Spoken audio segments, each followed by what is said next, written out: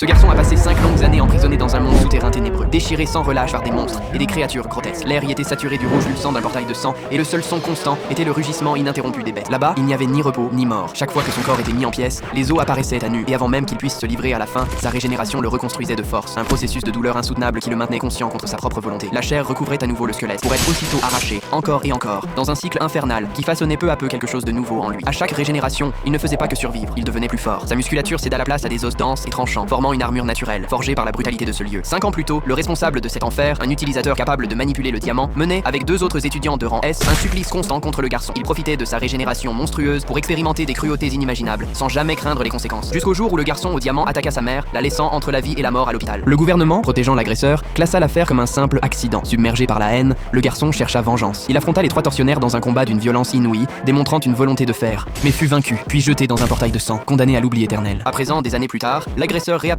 à la télévision, souriant aux caméras, mentant sans honte. Il affirmait avoir perdu le contrôle de son pouvoir, avoir présenté ses excuses au garçon et à sa mère, mais que le jeune homme avait disparu avant de l'entendre. C'est alors qu'une détonation déchira l'air. La porte principale vola en éclats, et de la poussière émergea le garçon à la régénération. Désormais un monstre d'os, debout, prêt à transformer sa vengeance en un cauchemar dont le monde entier se souviendra.